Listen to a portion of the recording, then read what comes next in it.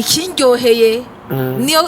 turi ku kazi ikintu kikanyohera ubunyene mba namurunkiye aka message sheri wabonye ibi bintu biraje kunshikako. Imana iremera yuko umugabo akunda umugore wiwe gushika naho yomwegura. Kujya Yesu yiguze umugore wiwe ari iryo shengero.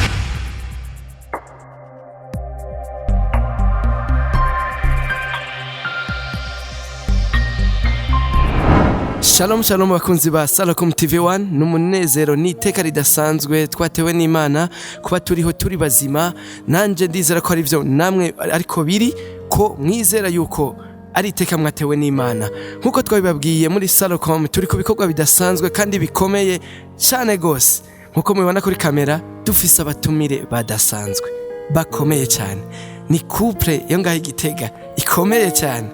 abakozi b'Imana. Karibu cyane muri Shalom TV1. Murakoze kuduha ikaze muri Shalom TV1. Imana ibahezagire. Tugiriye ko banyakubahwa mwebwe nyene mwayimuvuze mbega muri bande kugira benshi babamenye Shalom TV1 iguma igwiza aba followers benshi. Yego cyane nitwa Apotre Jimmy Gateretse. Nkaba ndumwungere w'ishengero ryitwa Supernatural Life Church cyangwa ishengero ry'ubuzima bw'ibidasanzwe rifise icicaro gikuru ku mugwa mukuru wa politike Igitega. Hariho tubona ari ruhande yanyu sinzi ko ari mu diaspora canke ariko je ndamuzi nk'umurundi. Reka rero nawe nyene tumuhe kaze aramutse abakunzi ba Shalom TV1 ndetse agire ko anabibwire. Yego turabaramukije cyane. Ni Pasteur Dorian Nganinka ndubakanye n'uwo mushinga ntahe. Ego. Ndaramukije aba ariko baraturaba kandi n'abakunzi ba Shalom TV1. Murakoze cyane Apotre. Uno munsi twatewe iteka no kubakira ngamwe Shalom TV1 kugira mutuganire vyinshi kuvyerekeranye ningo umubano. Ego nagomba mpere imbere gatoya imbere yuko mushinga urugo rwanyu sinzi ko mwari muzinanye nuko mutari muzinanye bega vyaje gute mwahuye gute kugira mushike kuwo mugambo udasanzwe. Ego jewe imbere yuko duhura nawe sinari bwabe twavuga nk'umupastori nakora igikorwa ca protocole mu ishengero ryagutse ririmo abantu bashika nk'ibihumbi nka 3 canke birenga. Nari mu barongozi b'ico gikorwa. Rero urumva twadufise uburenganzira bwo kuraba abantu barengana bose cyo wimvira ishengero ringana gutyo abakobwa baba bahari hageze gusengera umufasha ngene atabari ikintu coroshe. Yego rero nafashe umwanya wo gusenga cyane nibuka ko urumva hariho umukozi w'Imana twakorana ibikorwa by'Imana yo murongozi wanje ari inshuti yanje yaramaze kubaka. Niwe yambwira ati burya urugo bararusengera cyane akambwira utubazo tuba mu ngo n'ibindi numva binteye amatsiko. Ntangura no gusoma ibitabo bijaye n'ingo byanditswe n'abakozi b'Imana sanga mu bintu bikomeye cyane umuntu ateza gukora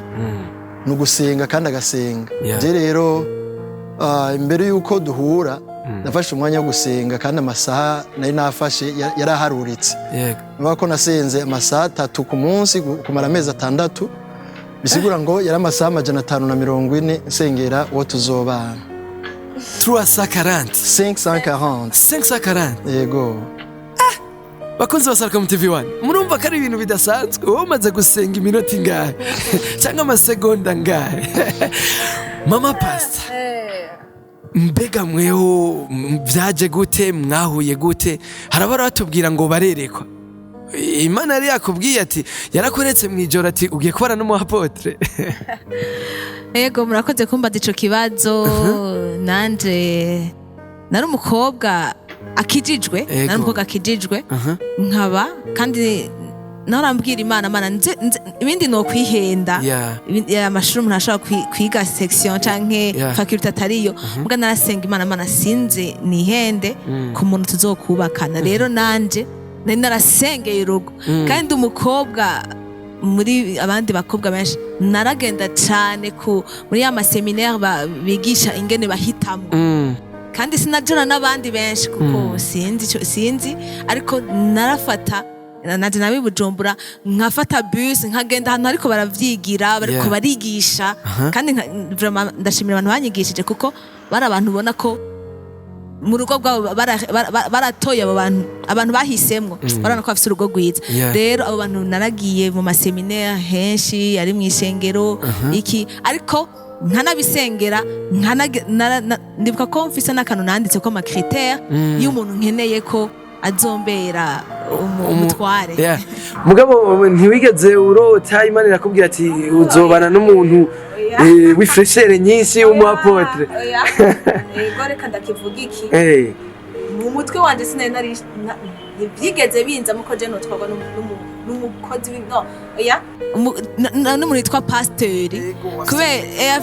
afise titre, kuko ndibuka umuntu nasavye Imana aravuga ati Imana umuntu agukora, kuko nanje narakorera Imana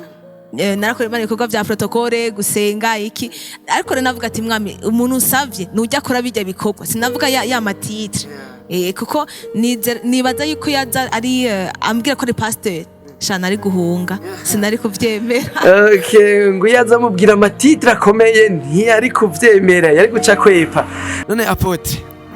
turacari muri yo periode. Yego cyane. Uri mu protokole umurongozi akomeye. None apotre, ntimwibaza ati jewe ngiye kumubaza azonkubita ipoto hamwe n'ejo mu rusengero azobaza ati naka baramukubise uw'inyana? Yego, ivyo nyarumva d'abord uri n'umuntu yubaha Imana, ico conyene nico gituma unasenga cyane kugira ngo urumva urabona kuba wavuye mu isi ubugiye kurondera urugo ari gucumenga hari akantu kaza umenga uri kurondera abakobwa kuko abantu babona uri serieux ukorera Imana wubaha Imana. Hari n'igihe umukobwa ugiye kurondera atibaza ko ari we wenyene, rondera bibaza ati n'abandi arabajako arikarancanga nyene asoza ubwenge. Kandi byaranabaye imbere yuko duhura n'umufasha wanje ari ukuntu umuntu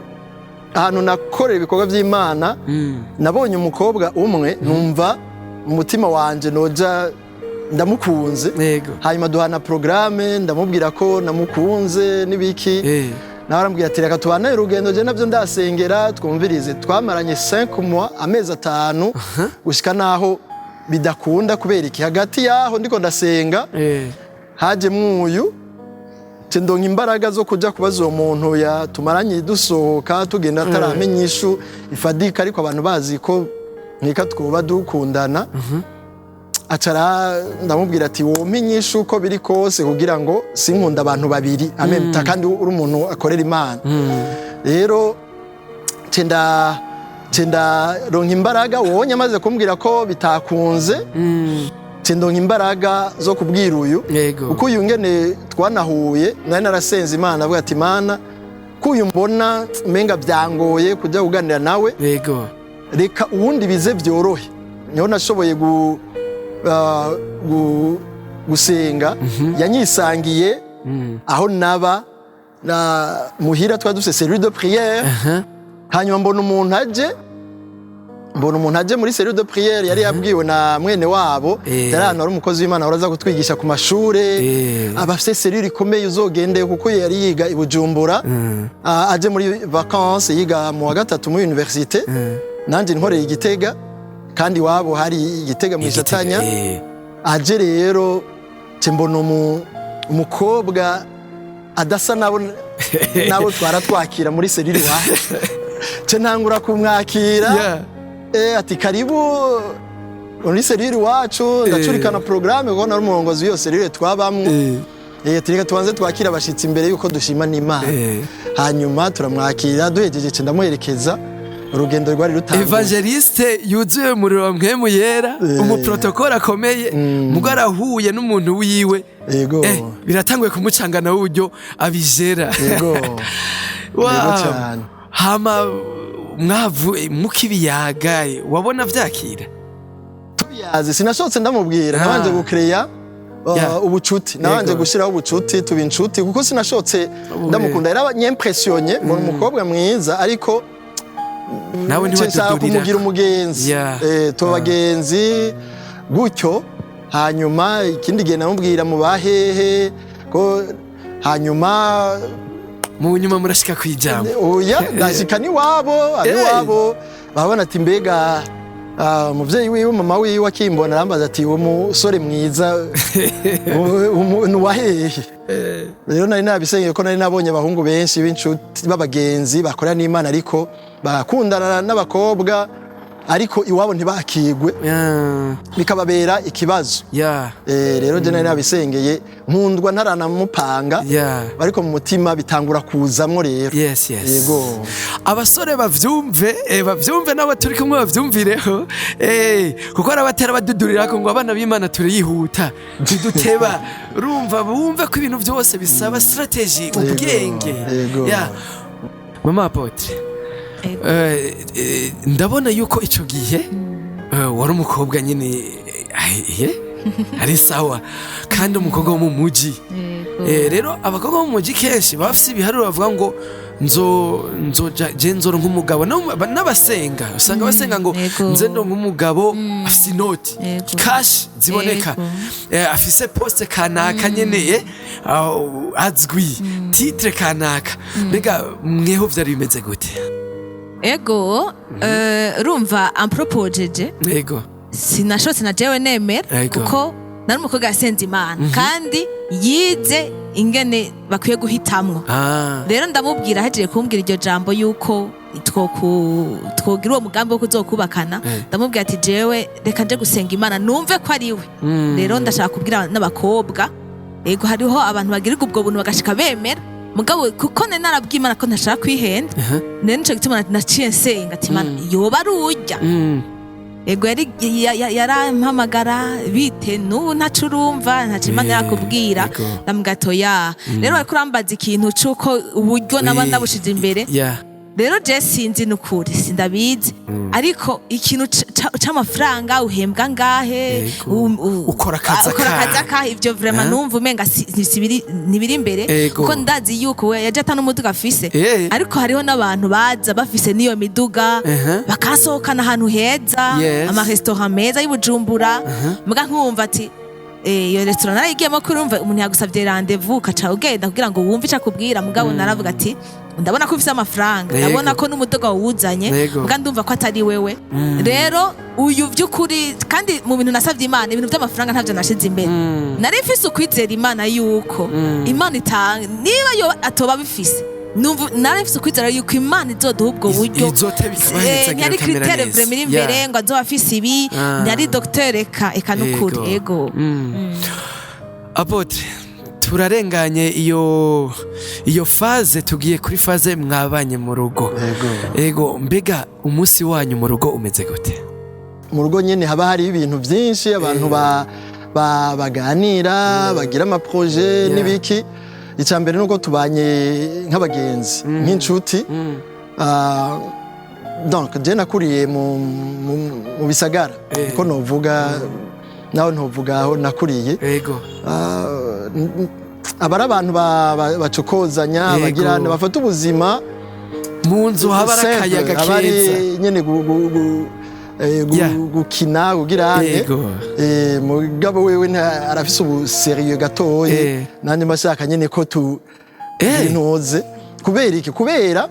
na hari ahantu henshi wasanga mu ngo usanga ari ubuseriye bwinshi cane n'ibigwacu usanga hasanzwe hari n'utuntu umuntu agera tugora tugirane rero uciye wongeramwo no kugumugirane ntuzigera ubaho ntuzigera uronka umwanya wo kubaho rero impamvu ndababaje ico kibazo nuko kera bamuzehe batashe wabuze ati ni nihe yamuzehe hamashitse mwayiko murafina mwaca mwicara neza mukiyegeranya ubwo namwe Apotre mushitse muhira ubwo ntibaca batangura kuraba ati araje muhira jewe nshitse ubwa mbere n'abana n'inshuti zanje baza kunyambira kuva umwana wacu mukuru afise imyaka 10 n'inusu ndibaza ahera kuri wakaza kunyambira ashatse akampa akabizu wa kabiri gutyo wa gatatu gutyo madamu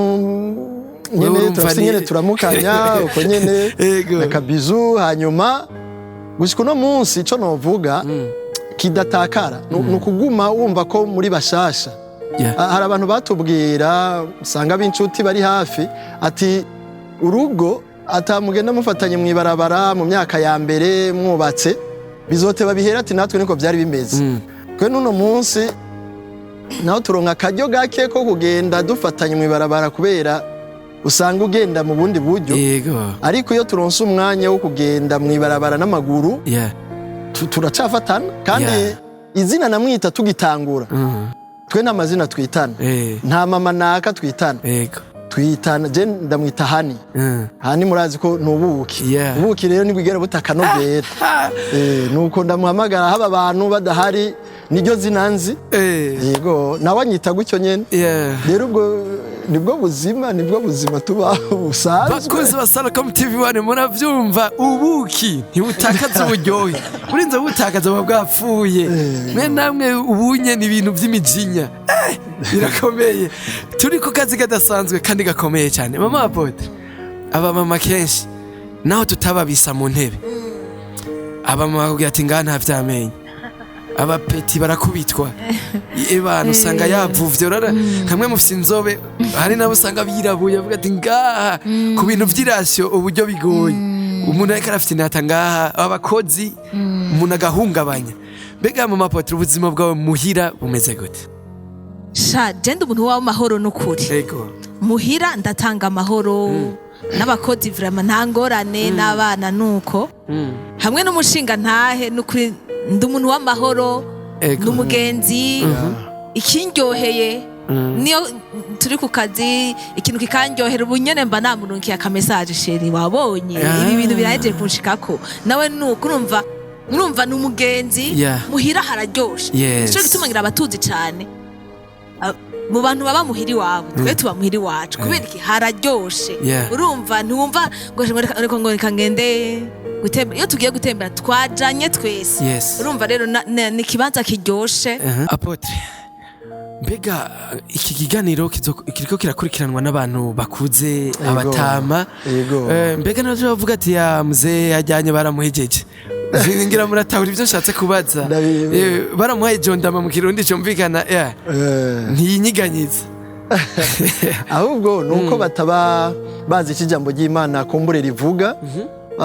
rero abantu ubwenge bugenda buratera imbere cyane cyane kumenya Imana ngo kuba woraho niyo tanguro ry'ubwenge Imana niyo yaremye urugo rero utagwubatse mu buryo umenya Imana ingene yaruteguye ntushobora kugubaka neza rero ingene ndagubaka nisunga ijambo ry'Imana Imana kuko yaranahezagiye n'abantu ba mbere niyo yahezagiye urugo rwa mbere rero nama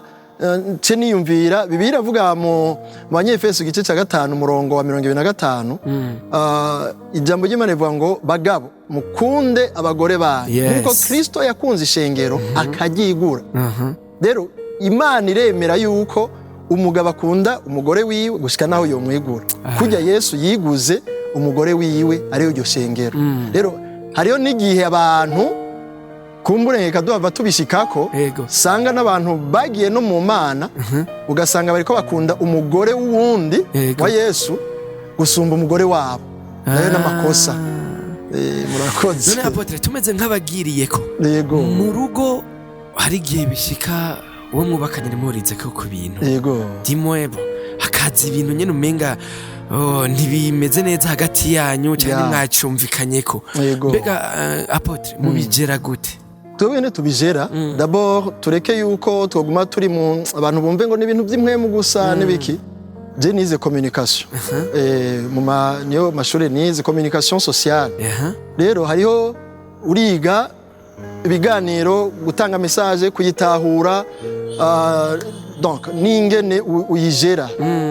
rero birashika umuntu ntatahura uwundi birashika kubera projet kana ko mubwiye nawe ntayitahure uwundi nawe akacumva ukundi zogikora ikindi gihe uwundi nawe tuhotangura iki rero muri ico gihe igikogwa niki nuko umenya twovuga kuvanda kugurisha ico ciyumviro cawe je simvuga ngo ubwa mbere ngo dumugabo ngo mfashe tufata decision ngo none tanze itegeko bitegetswe kuko iyo projet uvuze ngo uri umugabo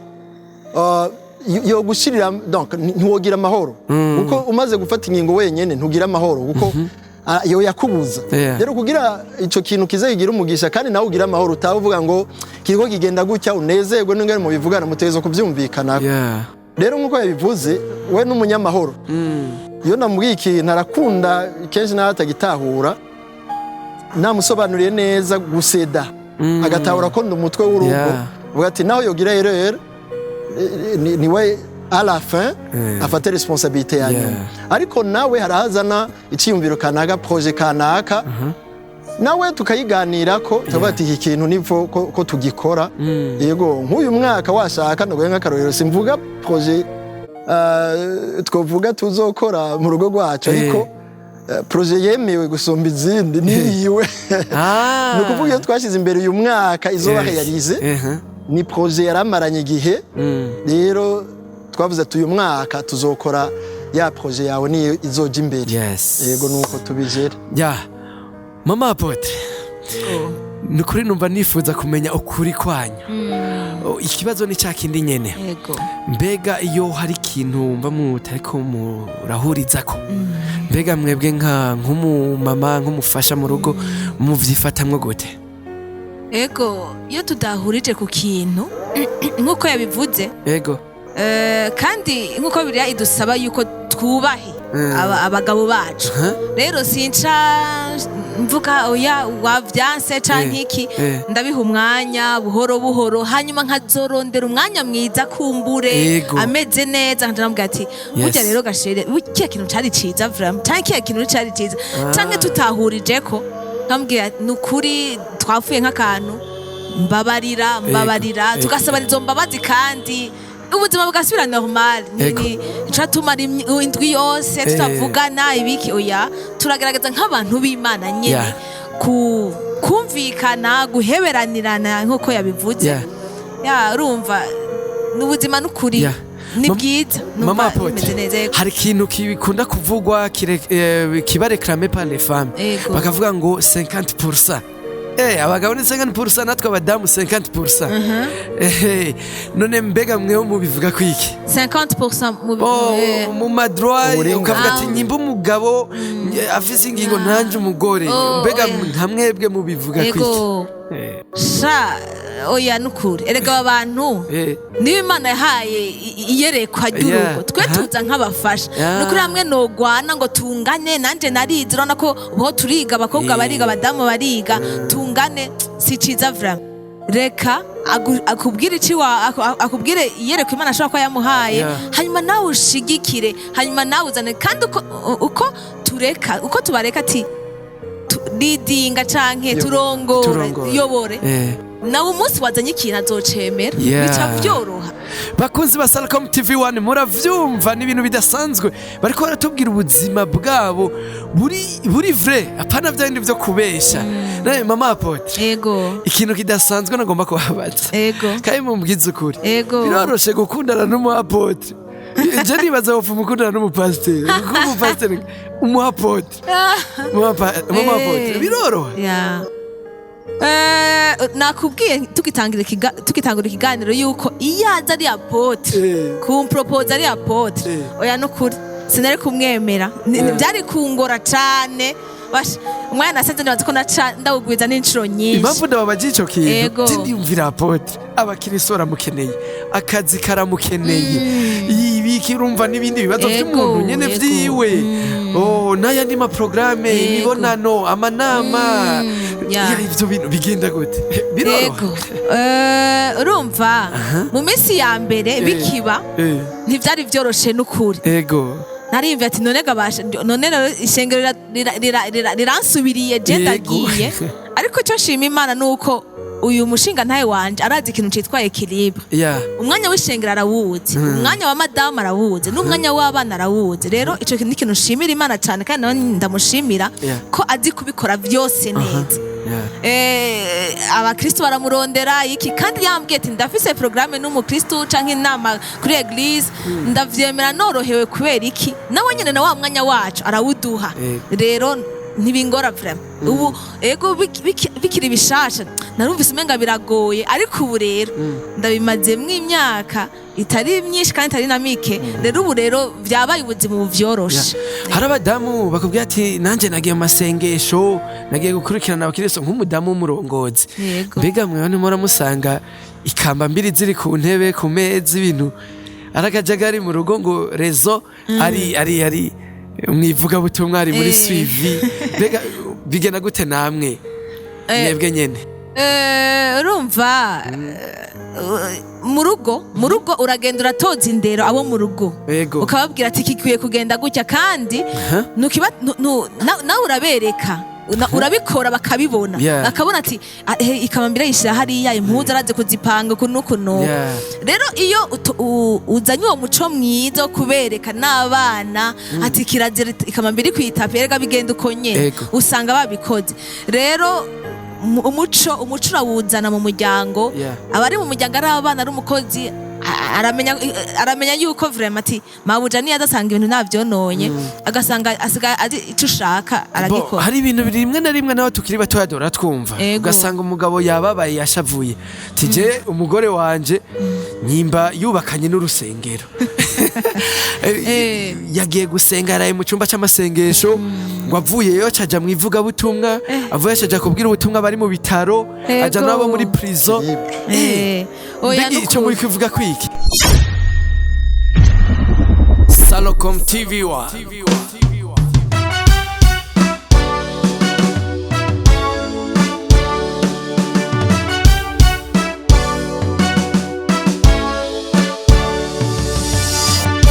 Shalom TV 1 on YouTube.